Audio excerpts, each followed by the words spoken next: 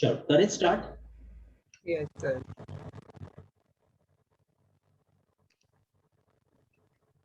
ठीक है, तो अब हमारा ये नेक्स्ट टॉपिक जो है आज क्लास का काफी इंपॉर्टेंट टॉपिक है। मतलब एज सच अगर मैं यूपीएससी पॉइंट ऑफ व्यू से बात करूं या स्टेट पब्लिक सर्विस कमीशन के एग्जाम्स, पीसीएस के जो स्टेट एग्जाम्स होते हैं उनके लिए इंटरव्यू पॉइंट ऑफ व्यू से बड़ा इंपॉर्टेंट टॉपिक है। प्री पॉइंट ऑफ व्यू से भी इसके ऊपर क्वेश्चंस की पूरी संभावनाएं हैं, क्योंकि ये भारत सरकार का एक विजन है। और ये विजन क्या है 2020 से 2025।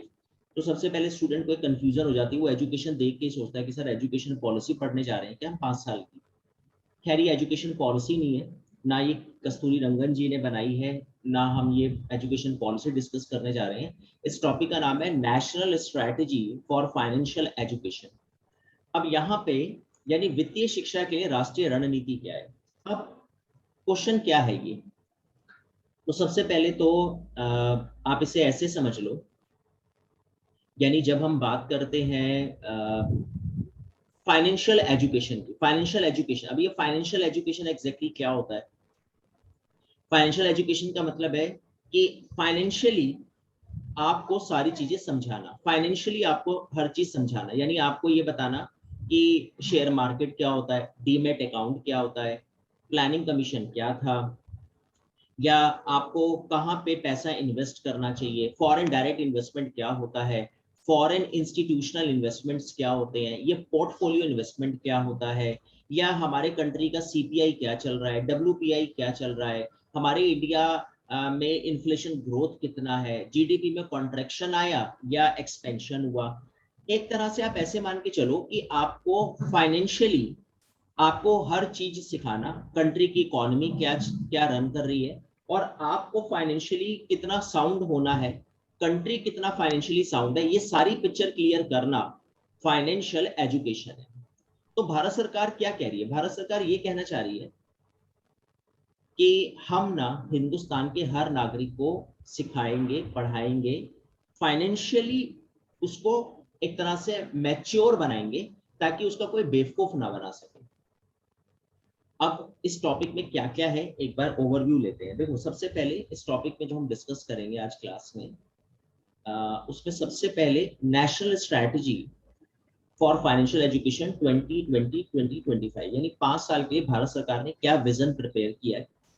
National centre for financial education, ये वो ऑर्गेनाइजेशन आप बोलो जिसने इसको फ्रेम किया, इसको डिजाइन किया। और एक है financial stability and development council, इसका क्या रोल है, यानी इन दोनों का क्या रोल है, national centre for financial education and FSNDC, ये काउंसिल क्या है, इसका क्या रोल है NSFE में, ये सब चीजें डिस्कस करेंगे। अब मैं आपको एक एग्जांपल दे देता हूँ इस टॉपिक को शुरू करने से पहले। नरेंद्र मोदी सरकार ने, एनडीए गवर्नमेंट ने जन धन योजना शुरू करी थी, तो आपको कुछ आइडिया है जन धन योजना क्या थी भारत सरकार की।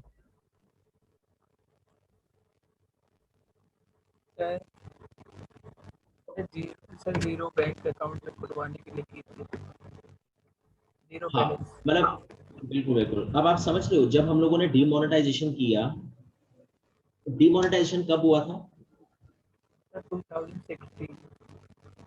2016 ना, 8 नवंबर है ना, रात 12 बजे लीगल टेंडर मना कर दिए थे। मुझे याद है मैं उस दिन रात को लेट आया, तो उस दिन भी मेरी रिकॉर्डिंग चल रही थी सारा दिन, तो मैं ऐसे शायद 10:30 बजे 10:30 मैं बाहर निकला। खैर मैं एक शॉप पर आया, तो वहां से पता नहीं शायद मैंने मिल्क लिया, शुगर ली, मैंने उसको का शुगर देना, और मैंने उसे 500 का नोट दिया। जैसे मैंने 500 का नोट दिया, वो पीछे हट गया, काउंटर के पीछे छूट गया, कह रहा ये नहीं चल रहे। मैंने तो, मुझे लगा कि रात हो गई, शायद इसने ना ड्रिंक व्रिंक कर ली, तो मुझे लगा कि शायद मतलब हो सकता है, तो मैंने कहा नहीं कोई नहीं, चल रहा है चल रहा है। कह रहा भाई साहब चल नहीं रही है, तो मैंने कहा पागल ही हो गया है। तो एक कस्टमर और खड़ा था, तो उसने मेरे को कहा, कहने लगा सर आपने न्यूज नहीं सुनी, क्योंकि आपको पता है 8 बजे के आसपास शायद मोदी जी आए थे, तब उन्होंने बोला कि मतलब अब वो लीगल टेंडर नहीं रहेंगे, रात 12 बजे के बाद मतलब ये लीगल टेंडर नहीं रहेंगे। फिर उन्होंने टाइम दिया था कि आप बैंक से चेंज करवा लो। तो मैं खुद भी बड़ा शॉक हुआ कि मतलब एकदम क्या हो गया अचानक। और फिर ये बात पता लगी कि भाई बिल्कुल इनको खत्म कर दिया गया नोट को। नई करेंसी अब आएगी। तो बात यह है कि प्लान ये था कि जनधन योजना के थ्रू पहले लोगों का अकाउंट खुलवा दो, क्योंकि आने वाले टाइम में हमें डीमोनेटाइजेशन करना है। तो लोगों का अकाउंट अगर होगा तो जब हम बोलेंगे ना भैया बैंक में जाके अपने पुराने नोट जमा करवा दो, तो निकाल लो। स्पेशली महिलाओं को बोला गया था सराने के नीचे से, गद्दों के नीचे से जो तुमने 500-500, 1000-1000 के नोट सघन जो छुपा छुपा के रखे हुए हैं, वो घरों से निकालो और अपना अकाउंट खुलवा लो। क्योंकि फिर ये है ना कि महिला अपने हस्बैंड को बोलेगी ये 5000 रुपए जो है मेरे पास भी पड़े हुए थे, तो फिर हो सकता है कि भाई पोल खुले। तो भाई अपना अकाउंट खुलवा लो, अपना चुपचाप जाओ अपने अकाउंट में जमा कर देना। तो इसलिए भैया जन धन योजना हर बंदा अपना अकाउंट खुलवा ले। तो इसका मतलब क्या हुआ, आपको टीच करा जा रहा है, आपको एजुकेट करा जा रहा है कि यार एक अकाउंट तो खुलवा के रखो यार कम से कम बैंक में। तुम्हें यही नहीं पता अकाउंट क्या होता है बैंक का, और फायदे ही होते हैं, कोई नुकसान तो है नहीं। और जीरो बैलेंस पे बोल रहे हैं तो इसमें क्या ले रहा है बेचारा बैंक, हमारा अकाउंट खुलवा रहा है। आपको पता है वैसे हमारे यहाँ पे तो सेविंग अकाउंट पे इंटरेस्ट दिया जाता है। कुछ फॉरेन कंट्रीज ऐसी हैं जिनमें मतलब आपको पैसा देना पड़ता है बैंक को इंटरेस्ट, उल्टा हिसाब है। मतलब वैसे अगर आप थोड़ा ठंडे दिमाग से सोचो, अगर एक इकोनॉमिस्ट वाला दिमाग अगर आप साइड में रख दो, तो कायदे से अगर देखो तो आप अपने लाखों रुपए बैंक में रख के अपनी चैन की सांस लेके बंसी बजा रहे हो 24/7। आपको कोई टेंशन नहीं, आपका पैसा कौन देख रहा है, बैंक देख रहा है नहीं। अब यही लाखों रुपए आपके घर में रखे हो और आपको कहीं बाहर आना जाना हो, तो प्राण यही सूखे रहे कि यार घर में पैसा रखा हुआ है। लेकिन हम देखो मतलब कितना फेथ करते हैं, तभी बैंक है उसका नाम। बैंक मतलब एक बैंक की पंचलाइन है, you can bank upon us, आप हमारे ऊपर फेथ कर। बैंक का प्रायवाची क्या है, फेथ, विश्वास। तो लाखों करोड़ों रुपए लोग अपने बैंकों में जमा करके बैठे हुए, कोई टेंशन नहीं, क्योंकि हमें पता है वो भाई साहब वो पहरेदार बैठे हुए। और सबसे मजेदार बात कि आपने रखवाली के लिए बैंक को बिठा रखा और वो आपको पैसे भी दे रहा है, सेविंग इंटरेस्ट। खैर वो बात अलग है कि वो शेयर मार्केट में पैसा लगा के आपके पैसे की टोपी भी घुमा रहा है। लेकिन फिर भी जो है ऐसा है, कई फॉरेन कंट्रीज में आपको पैसा देना पड़ता है बैंक में जब आप जमा करते हो। तो सरकार ने आपको टीचिंग दी, आपको एजुकेट किया कि यार अकाउंट खुलवाओ, क्योंकि आने वाले टाइम में हम डीमोनेटाइजेशन करेंगे। ये क्या है, फाइनेंशियल एजुकेशन का पार्ट है कि बैंक तो आओ, कम से कम फॉर्म तो भरो, कम से कम फॉर्म भरने का की तमीज आ जाएगी, फॉर्म कैसे भरते हैं ये पता लग जाएगा। कम से कम वहां पे एक कॉलम होगा, सेविंग अकाउंट खुलवा रहे हो करंट, तो दो जनों से पूछोगे भाई साहब ये किस पे टिक लगाना है, वो कहेगा क्या खुलवाना है, कहेंगे ये तो खुद भी नहीं पता क्या खुलवाना है, आप ही बताओ, वही खुलवा देते हैं। मतलब अब देखो ना हमारी स्थिति देश की, तो बहुत ऐसे अनपढ़ बेचारे लोग हैं जिनको ये भी नहीं पता सेविंग अकाउंट और करंट अकाउंट क्या होता है। तो कम से कम आपको टर्म्स पता लग जाएंगी, आपको ये पता लग जाएगा कि कैसे ट्रांजैक्शन करते हैं, आपको इंटरनेट बैंकिंग आ जाएगी। तो ये सब क्या है, फाइनेंशियल एजुकेशन है। तो वैसे बैंकिंग एजुकेशन है, लेकिन फाइनेंस से रिलेटेड है तो वो फाइनेंशियल एजुकेशन हो जाएगी। तो ठीक है, आगे चलते हैं, आप टॉपिक को स्टार्ट करते हैं। तो सबसे पहली बात, national strategy for financial education, 5 साल के लिए हमने एक प्लान ऑफ एक्शन रेडी करा है। प्रोसेस ऑफ फाइनेंशियल एजुकेशन क्या होगा, अचीवमेंट ऑफ फाइनेंशियल लिटरेसी, उससे क्या फर्क पड़ेगा, क्या अचीवमेंट होगी अगर मैंने लोगों को सिखा दिया कि इस शेयर मार्केट में इस में पैसा इन्वेस्ट करने से इतना प्रॉफिट होता है, तो उससे क्या फायदा होगा, फाइनेंशियल वेलबींग होगी, फायदा क्या होगा, फायदा बहुत होगा। भाई आप ये बताओ ना, मैं अभी आपको ये बोल दूं कि इस शेयर मार्केट में ये ब्लू चिप कंपनी है, यहाँ पे पैसा अगर आप लगाओ तो आपको फायदा होगा। तो मैंने आपको एजुकेशन दी, आपने वहां पे मेरे से सब कुछ ज्ञान बटोर के आपने वहां पे पैसा इन्वेस्ट कर दिया। तो फाइनेंशियल लिटरेट हो गए आप, क्योंकि आपको आ गया कैसे पैसा इन्वेस्ट करना है, कैसे डीमेट अकाउंट खोलना है, क्या फॉरेन डायरेक्ट इन्वेस्टमेंट का मीनिंग होता है, क्या एफआईआई का रोल होता है, एफपीआई क्या होता है। और जब आपको ये सब आ गया, आप लिटरेट हो गए, मतलब मैंने पहले आपको एजुकेशन दी फाइनेंस में, आप उसमें आपकी लिटरेसी बढ़ गई, आप लिटरेट हो गए, शिक्षित हो गए, आप साक्षर हो गए। और उससे आपने क्या करा, उससे आपने पैसे कमाने शुरू कर दिए। तो क्या हुआ, कंट्री की वेलबींग हुई ना, आपने पैसे कमाने शुरू करे, यानी आपके पास रोजगार आया, आपकी फाइनेंशियल कंडीशन साउंड हुई। तो हर व्यक्ति की जब फाइनेंशियल कंडीशन साउंड होगी, तो देश की फाइनेंशियल कंडीशन ऑटोमेटिक साउंड हो जाएगी, क्योंकि जब आपने कैपिटल्स खरीदी, चीजें बेची, खरीदी, तो टैक्स पे कर रहे हो ना, टैक्स पे कर रहे हो, तो कंट्री की भी गाड़ी निकल पड़ी। ये बताओ समझ में आया यहाँ तक? Yes sir. ठीक है, आगे चलते हैं। अब ये बोल रहा है कि national strategy for financial education में reserve bank of India has release a national strategy for financial education to be implemented in next 5 years। तो आरबीआई ने इसको रिलीज करा, ये बहुत इंपॉर्टेंट है, यानी कल को क्वेश्चन आ जाए किसने रिलीज करा, आरबीआई ने। दूसरी बात, the main M at creating a financially aware and empowered India, वही जैसे मैंने आपको बताया कि मैं आपको सिखा रहा हूँ, पढ़ा रहा हूँ, या जितनी भी हमने इकोनॉमिक्स की क्लासेस पढ़ी तो कम से कम कुछ तो समझ में आया। आज से 3 महीने पहले का स्टूडेंट और 3 महीने इकोनॉमिक्स पढ़ने के बाद का स्टूडेंट, कहीं ना कहीं कुछ तो लिटरेसी आपको समझ में आई, आपको रियल जीडीपी पता लगा, पोटेंशियल जीडीपी पता लगा, प्लानिंग कमीशन समझ में आया, नीति आयोग समझ में आया, आपको एफडीआई, एफपीआई, एफआईआई, भारत की एलपीजी पॉलिसी, कैपिटलिज्म क्या होता है, कम्युनिस्ट इकोनॉमी क्या होती है, हमने जितनी भी चीजें पढ़ी, हमने ट्रांसपोर्टेशन पढ़ा, तो कहीं ना कहीं कुछ तो लिटरेसी आई। और ये लिटरेसी का यूज करके आपको कोई जॉब मिल जाए या आप कोई बिजनेस स्टार्ट कर लो, तो कहीं ना कहीं क्या होगा, आपकी फाइनेंशियल कंडीशन ठीक हुई और देश जो है तरक्की की राह पे आगे बढ़ गया। तो अब इम्पोर्टेंट बात यह है कि क्या ये एनडीए गवर्नमेंट की इन्वेंशन थी क्या? क्या मोदी जी, क्योंकि हर साल कुछ ना कुछ ऐसा धमाका तो कर ही देते हैं, और जब डिमोनेटाइजेशन करा, जीएसटी करा, तो लोग ना बड़े कांपते थे जब मोदी जी कहते थे भाइयों और बहनों, तो लोग कांप जाते थे, भाई साहब अभी अभी कुछ मत करना। फिर इन्होंने जब उसके बाद दूसरे टेन्योर में आर्टिकल 370 हटाया, फिर उसके बाद जब स्ट्राइक भी करी, सर्जिकल स्ट्राइक, एयर स्ट्राइक करी, फिर उसके बाद राम मंदिर का जब डिसीजन हुआ, तो मतलब कुछ ना कुछ ऐसा होता है कि कुछ धमाका होगा कंट्री में। तो जब ये फाइनेंशियल एजुकेशन वाली बात आई ना, तब ये क्वेश्चन उठा था कि यार ये फर्स्ट टाइम हुआ क्या? तो तब पता लगा नहीं नहीं, फर्स्ट टाइम नहीं हुआ, ये सेकंड टाइम है।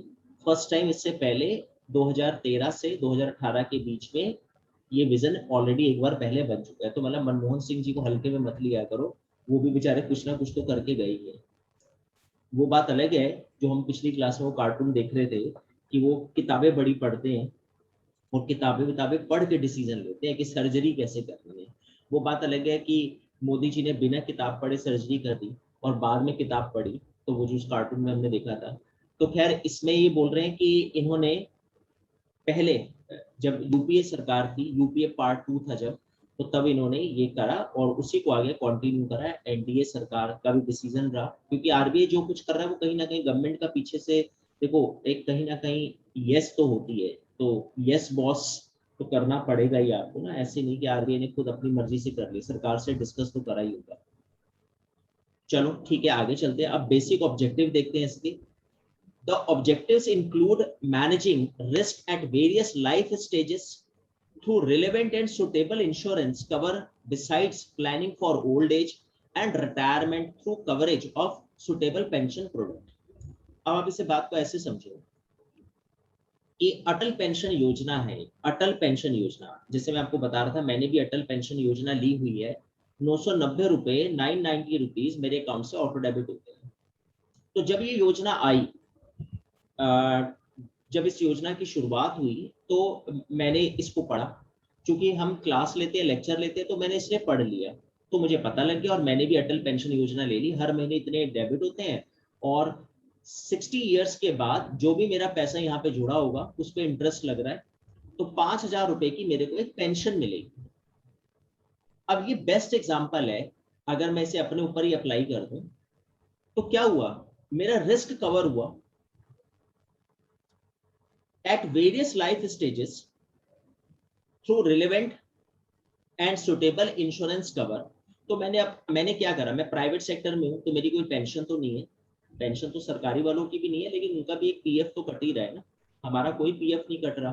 तो हमने अपना अरेंजमेंट खुद कर लिया, ताकि ओल्ड एज में जब मैं 60 साल के बाद लेक्चर लूं और मैं कहूँ और बच्चों आज हम शुरू करेंगे नेशनल स्ट्रेटजी, तो स्टूडेंट कहेगा भाई साहब ऐसा है, कहीं और ही पढ़ लेते हैं, क्योंकि फीडबैक ही खराब है। क्योंकि आप समझ रहे हो ना, ये लाइन ऐसी है, प्राइवेट सेक्टर ऐसा है, सर्वाइवल ऑफ द फिटेस्ट कहते हैं ना, आप फिट हो तो आप सर्वाइव करोगे, आप फिट नहीं हो तो फिर आप सर्वाइव नहीं करोगे, क्योंकि आपको हर दिन आपको 100% देना है। तो फिर ओल्ड एज में जब मेरे पास जॉब नहीं होगी या मैं पढ़ा नहीं पाऊंगा, तो कम से कम चलो मैंने 5,000 रुपए का इंतजाम तो कर दिया ना पर मंथ का अपना। ये क्या है, मुझे एजुकेशन दी गई, सरकार ने कहा भाई साहब ले लेते पेंशन, ओल्ड एज में काम आएगी, मैंने ले ली, ये मेरी लिटरेसी, मैंने ज्ञान बटोरा और मैंने ले ली। और जब मैंने ये पेंशन स्कीम लेके उसके बाद कहीं ना कहीं मेरी ओल्ड एज में भी फाइनेंशियल कंडीशन ठीक हो गई, और मैं ओल्ड एज में भी सरकार की तरफ आशा भरी निगाहों से नहीं देख रहा कि गरीब कल्याण योजना चलाओ और मुझे भी ले लो रेंज में, क्योंकि मेरे पास तो अपने 5,000 रुपये महीना आएंगे। तो कहीं ना कहीं कंट्री के ऊपर बर्डन कम पड़ती है, उनको कम वेलफेयर करनी पड़ती है, क्योंकि लोग फाइनेंशियली साउंड है। ये बेसिक ऑब्जेक्टिव है। इसी तरह से और कई सारी इंश्योरेंस स्कीम है, LIC की, जीवन आनंद, जीवन ज्योति, या अगर आपको पता हो तो वो जब हमने कई सारी स्कीमें डिस्कस करी थी, जैसे मैंने 2 लाख रुपए का एक कवर ले रखा है सरकार की, गवर्नमेंट की 330 रुपीज पर मंथ की एक स्कीम है, और एक रुपए महीना, साल के 12 रुपए कटते हैं, उसका भी 2 लाख रुपए है। उसमें एक एक्सीडेंटल है, अगर एक्सीडेंट होता है तो 2 लाख रुपए मिलेंगे, डेथ होती है तो 2 लाख रुपए फैमिली को मिलेंगे। तो ये सब सरकार क्या है, फाइनेंशियल स्ट्रैटेजी का पार्ट है। ये आपको सिखाया जा रहा है, आपको बताया जा रहा है कैसे आपको समझदार बनना है, फाइनेंशियली समझदार। Who prepared it? NSFE has not put together by the National Center, has been put together by the National Center for Financial Education in consulting with the 4 financial sector regulators। यानी ये जो सब बनाया गया है ना, ये जो पूरा विजन तैयार हुआ है, 5 साल की जो स्कीम तैयार हुई है, ये सरकार ने सजेशन लिए। और वो किससे सजेशन लिए, मतलब ये बनाने के लिए 4 लोगों ने रोल प्ले करे। वो 4 सेक्टर कौन कौन से हैं? RBI, security and exchange board of India SEBI, IRDA insurance regulatory development authority of India, LIC का भी चैप्टर हमने पढ़ा था इंश्योरेंस, एंड PFRDA।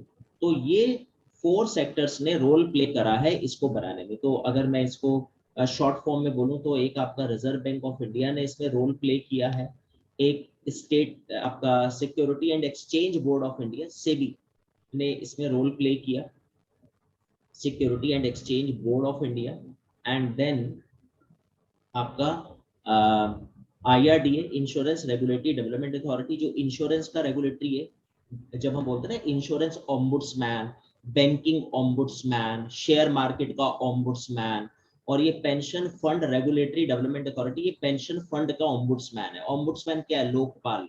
लोकपाल को स्वीडिश लैंग्वेज में ऑम्बुड्समैन बोलते हैं। लोकपाल एक बड़ा इंटरेस्टिंग टॉपिक है करंट अफेयर्स का, कभी करंट अफेयर्स की क्लास लेंगे तो वहां डिस्कस करेंगे। फिलहाल ये अपने अपने सेक्टर के वॉचडॉग है। आपको बैंकिंग में प्रॉब्लम है, RBI को बोलो।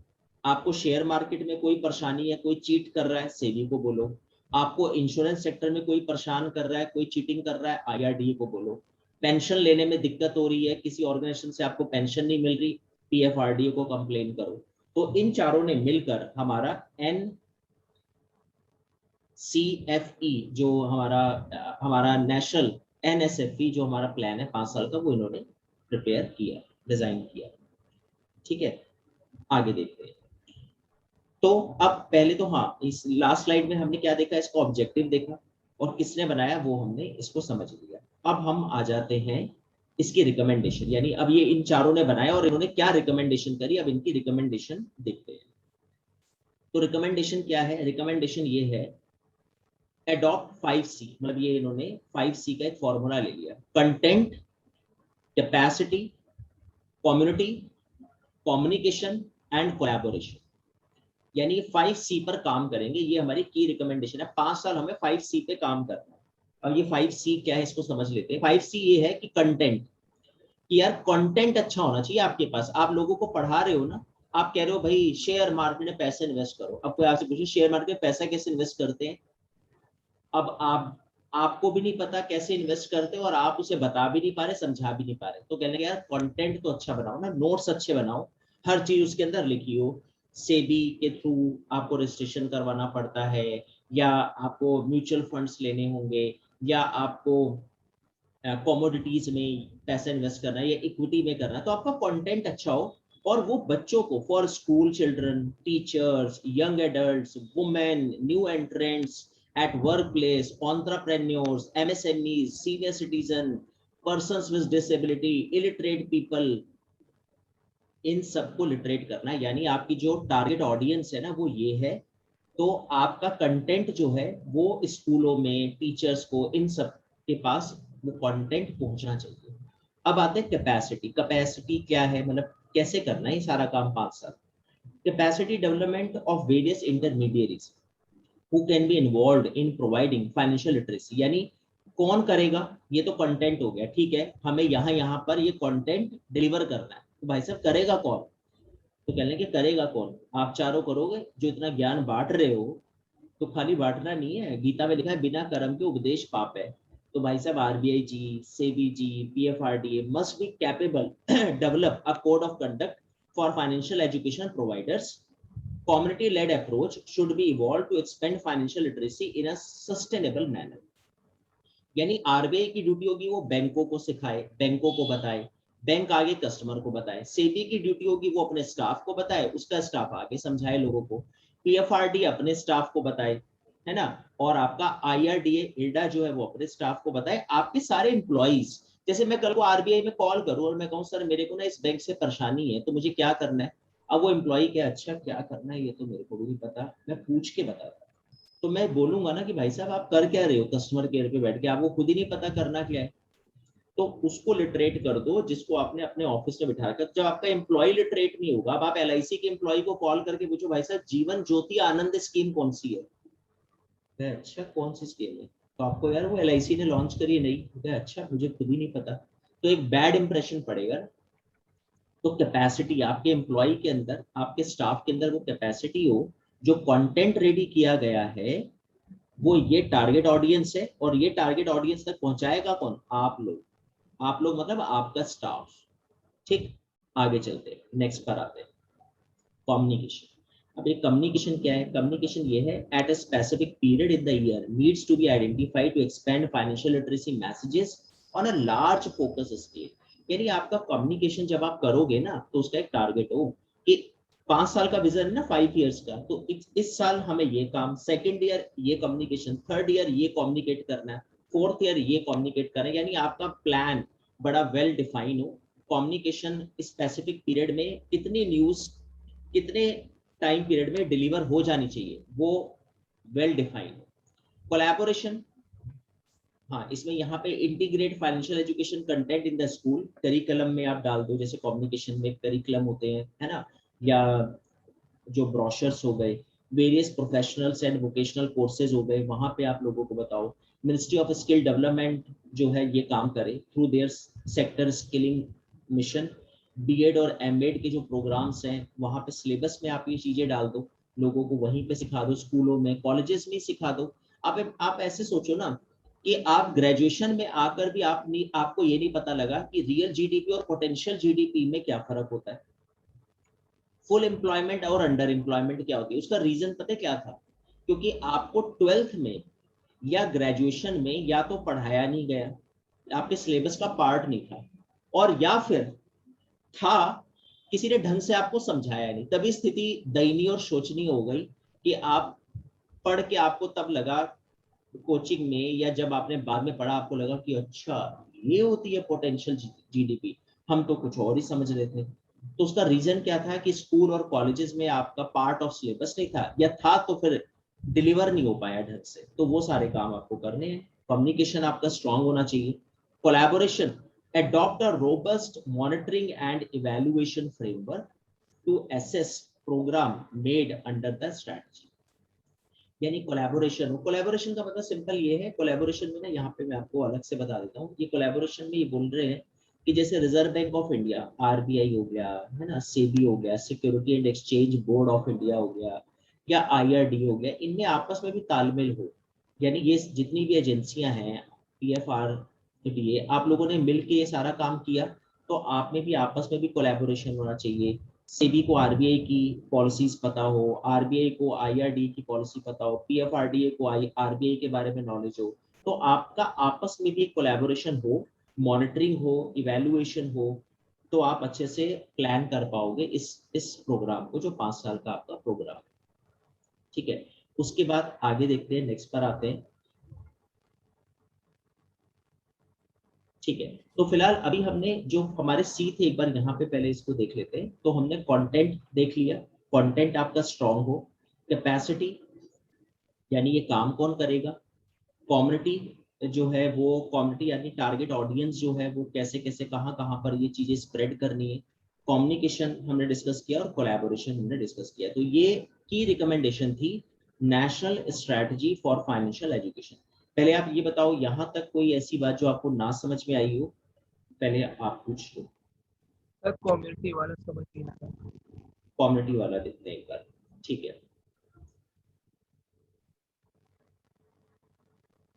हाँ ठीक है, तो कैपेसिटी ठीक है, हमें क्लियर है। Community lead approach, community lead approach ये थी कि जब हम लोग बात कर रहे हैं कंटेंट की, ठीक है, कंटेंट हमने यहाँ पे डिस्कस किया, कैपेसिटी हमने डिस्कस की, कम्युनिटी क्या था। कम्युनिटी का मतलब ये था, should be evolve to expand financial literacy in a sustainable manner.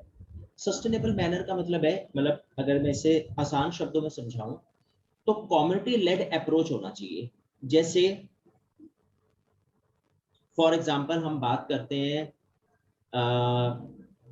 MA के स्टूडेंट, एक साइंस स्ट्रीम का स्टूडेंट और एक कॉमर्स बैकग्राउंड का स्टूडेंट।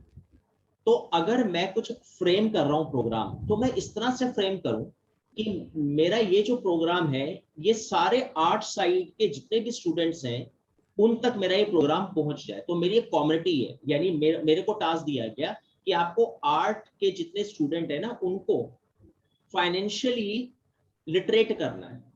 अब वो कैसे करना है, आपको इस तरह से प्रोग्राम बनाना है, इस तरह से समझाना है। एक आर्ट साइड वाले स्टूडेंट का जो माइंड है वो एक अलग माइंड सेट होता है, साइंस साइड वाले का, जैसे कहते हैं ना, आर्ट साइड के जो स्टूडेंट है ना, उसे ना लिखने की बड़ी आदत होती है, उसे कुछ भी बोलो वो लिखना शुरू कर देगा। साइंस साइड का स्टूडेंट ना लिखने से पहले सोचता है, भाई साहब फॉर्मूला बताओ, शॉर्टकट बताओ क्या करना है, sine theta, cos theta, cot theta. और आर्ट साइड वाला बेचारा लिखता बहुत है, अच्छा लिखता है, सुंदर लिखता है। साइंस साइड वाला थोड़ा सा सोचता है, शॉर्टकट ट्रिक्स पे जरा ज्यादा बिलीव करता है। कॉमर्स बैकग्राउंड का एक अलग माइंडसेट है, वो कैलकुलेटिव होगा। तो अगर आपको अपना कोई प्रोग्राम डिलीवर करना है, टारगेट ऑडियंस आपकी अलग अलग माइंडसेट की है, तो आपको उसके माइंडसेट के अकॉर्डिंग अपना प्लान बनाना। यानी अगर मुझे को आर्ट साइड वाले को समझाना है तो मैं कैसे समझाऊं, मुझे साइंस साइड वाले को फाइनेंशियली लिटरेट करना है तो मुझे फॉर्मूलों के थ्रू लिटरेट करूं, इसको मैं कैलकुलेशन के थ्रू फंडे सिखाऊं। तो वो कम्युनिटी लेड अप्रोच मुझे डेवलप कर दे, ये कह रहा है इसमें। Yes sir. ठीक है, क्लियर। तो कैपेसिटी, कंटेंट, और यहाँ पे हमने आगे डिस्कस किया fourth communication and then collaboration. हाँ, और बताओ इसके अलावा कोई बात जो आपको ना समझ में आई हो। No sir. Done, clear. Yes sir. चलो ठीक है, आगे देख लेते हैं इसको। अब सिग्निफिकेंस एंड एक्सपेक्टेड आउटकम्स क्या है, इसके सिग्निफिकेंस क्या है इसकी, और इसके आउटकम्स क्या आएंगे। मतलब जो आप इतनी लंबी चौड़ी बात कर रहे हो, 5 साल का आपने विजन बनाया, होगा कैसे। तो सबसे पहले, the strategy seeks to develop credit discipline and encourage availing of credit from formal financial institutions as per requirement. देखो, मेहुल चोकसी, विजय माल्या, और तीसरा कौन, नीरव मोदी, है ना। क्या मतलब था, तीनों ने फ्रॉड करा, तीनों कंट्री से बाहर भाग गए, और दो तो लंदन चले गए। लंदन क्यों चले गए, एक्स्ट्राडिशन ट्रीटी शायद लंदन के साथ साइन हुई थी, यूके के साथ, इसलिए चले गए। एक्स्ट्राडिशन ट्रीटी क्या होती है, प्रत्यर्पण संधि। मेरा क्रिमिनल आपके यहाँ आप दे देना, आपका क्रिमिनल मेरे आएगा, मैं दे दूंगा। अगर मेरी ट्रीटी आपके साथ नहीं है तो फिर मुझे 10 बार आपको बताना पड़ेगा, और वो ऐसे पकड़ नहीं सकता, अरेस्ट नहीं कर सकता। वो कहेगा भाई साहब मैं क्यों पकड़ूं, मेरे यहाँ तो कोई क्राइम करा नहीं, क्योंकि मेरी और आपकी कोई ऐसी ट्रीटी भी साइन नहीं। अब इन तीनों ने जब कंट्री को चूना लगाया, बैंकिंग सेक्टर के साथ फ्रॉड किया, तो उसका रीजन क्या था। ऐसा नहीं कि, ये भी कह सकते हैं कि ऐसा नहीं था, ये करना चाह रहे थे। कई बार क्या होता है, बाई चांस हो जाता है और आप ऐसी दलदल में फंस जाते हो कि फिर बाद में आपको पता लगता है कि यार मैं बहुत ज्यादा धंस गया, निकलना मुश्किल है, तो मैं भाग जाता हूँ, फिर आप भागते हो, है ना। तो कहते हैं ना, जब समस्या है तो दो ही तरीके, या तो भाग लो या भाग लो, है ना। तो कहते हैं ना, पार्टिसिपेट करो और या फिर रन अवे। तो रीजन पता है क्या था, क्रेडिट डिसिप्लिन नहीं होगा शायद उनकी पॉलिसीज में, उनकी अप्रोच में। तो इससे पहले कोई अगला नीरव मोदी बने, कोई अगला मेहुल चोकसी बने कंट्री में, कोई अगला विजय माल्या बने, यार लोगों को ना डिसिप्लिन समझाओ। क्योंकि जब तक डिसिप्लिन नहीं होगा ना, तो आप खुद तो परेशान हो गई, यानी कहते हैं ना कि आप खुद भी आपने दुख झेला और दुनिया को भी दुख झेला दिया। क्योंकि आप खुद तो परेशान हुए, अब आप भाग भी रहे हो। अब आप देखो ना, उसकी बेचारे की कितनी बुरी हालत हो रही है, वो एंटीगा और जो उधर मेहुल चोकसी वो पकड़ा गया और कितना उसे मतलब इलेक्ट्रिक शॉक तक दिए गए जब उसको अरेस्ट किया गया। तो परेशान तो आप हो क्योंकि आप अपना बिजनेस छोड़ के भागे, फिर आपकी संपत्ति की कुर्की की गई, आपकी संपत्ति को एसेट को टेक ओवर किया गया, तो आप खुद भी परेशान हुए, जिनका पैसा ले रखा उनको भी दुखी करा। रीजन क्या था? क्रेडिट डिसिप्लिन नहीं था आपकी लाइफ में, जिसकी वजह से आपने परेशानी झेली। इसका मतलब आप लिटरेट नहीं हो पाए ढंग से, या शायद मुझे लगता है ज्यादा लिटरेट हो गए, है ना? तो आपको ये भी पता लग गया कि चूना कैसे लगाना है देश को, तो ये भी खतरनाक है। जब आप ज्यादा भी पढ़ लेते हो ना, तो आपको ये भी समझ में आ जाता है कि कैसे फ्रॉड करना है। तो खैर, ये तो मजाक की बात हो गई, लेकिन हाँ, आपको क्रेडिट डिसिप्लिन सिखाया जाएगा, ये सिग्निफिकेंस है इसका। It wants to improve usages of digital financial services in safe and secure manner. जैसे जब हम बात करते हैं कि यार अपना आप पासवर्ड चेंज करते रहो, कई बार तो बैंक खुद ही कहता है कि भैया 90 डेज का आपका टाइम आ गया, अब आप चेंज करो, अदरवाइज मैं आपका अकाउंट ही नहीं खोलूंगा, तो आप कर लो। तो वो मतलब वो प्रेशर देके आपसे चेंज करवा रहा है। कई बार हमें बुरा लगता है, यार मुझे पैसे ट्रांजेक्शन करने का, अब ये कह रहा है चेंज करो, और फिर ऐसे भी बोल रहा है पिछले 5 बार जो पासवर्ड रखा वो नहीं रखना। आपके नाम में अगर यूजर नेम में बॉबी है तो बॉबी मत डालना। तो पहले तो आदमी ना आधा घंटा सोचता है कि मैंने पिछले 5 पासवर्ड कौन से रखे, और अब आपको पता है बड़ी बड़ी परेशानी हो जाती है, क्योंकि हर चीज में लॉगिन पासवर्ड है। ग्रोफर में भी लॉगिन पासवर्ड है और इस एसबीआई में भी लॉगिन पासवर्ड है। कई बार तो उसका पासवर्ड उसमें, उसका पासवर्ड इसमें, कई बार तो इतनी खिचड़ी पक जाती है कि आदमी परेशान हो जाता है। बुरा तो लगता है कि यार बताओ मुझे पैसे ट्रांसफर करने थे, अब ये कह रहा है ऐसे करो। लेकिन कहीं ना कहीं अगर आप देखो तो आपका, आपकी सिक्योरिटी, आपके पैसा आप ही के तो हार्ड अर्न मनी है ना, तो बैंक नहीं चाहता कि कोई आपके साथ मिसयूज हो जाए। तो आपको क्या है, डिजिटल डिजिटल फाइनेंशियल सर्विसेज आपको सिखाई जा रही है कि करो यार, नई याद है तो अब याद करो, अपने पिछले 5 पासवर्ड याद करके रखो, छठा नए वाला नया डालो, क्योंकि पता नहीं कौन आपको वॉच कर रहा हो, है ना? तो ये सिग्निफिकेंस है। The document wants management of risk at various life stages, वही जो भी हमने पीछे बोला कि इसमें आपको बताया जाएगा यार इंश्योरेंस ले लो। ये सब क्या है? आपको बोला जा रहा है इंश्योरेंस ले लो, आपको बोला जा रहा है यार पीएफ अकाउंट खुलवा ले, आपको बोला जा रहा है यार शेयर मार्केट में म्यूचुअल फंड्स में पैसा डाल दो, आपको बोला जा रहा है यार अटल पेंशन योजना ले ले, आपको बोला जा रहा है यार जीवन ज्योति आनंद स्कीम ले लो। ये सब क्या है? आपके लाइफ के रिस्क को कवर कर रही है सरकार, चाहे वो सरकारी डिपार्टमेंट को बोल रही है या प्राइवेट सेक्टर को मोटिवेट कर रही है कि यार करवाओ लोगों की इंश्योरेंस। कहीं ना कहीं फाइनेंशियली लिटरेट करा जा रहा है। तो ये सब चीजें आपको आपके लाइफ में आगे दिक्कत ना हो, ओल्ड एज में आपको कोई परेशानी ना हो, उन सब के लिए। तो ये सब क्या है? ये सिग्निफिकेंस है। क्रेडिट डिसिप्लिन आ जाएगा आपके अंदर, आपके अंदर एक सिक्योर और सेफ मैनर आ जाएगा चीजों को डिजिटल यूज करने का, और आपके लाइफ जो है रिस्क फ्री हो जाएगी। तो ये इसके सिग्निफिकेंस हो गए। अब हम इसमें नेक्स्ट जो है हमारा national centre for financial education को हम लोग देखेंगे, लेकिन इसको हम करेंगे नेक्स्ट क्लास में। यानी अभी इसका जो रिमेनिंग पार्ट है वो नेक्स्ट क्लास में देखेंगे, और देखेंगे कि ये जो 4 ऑर्गेनाइजेशंस हैं इन्होंने किस तरह से इस विजन को फ्रेम किया। यहाँ तक कोई ऐसी बात जो आपको ना समझ में आई हो, आप मेरे से पूछिए। No sir. क्लियर है यहाँ तक? डन? Yes sir.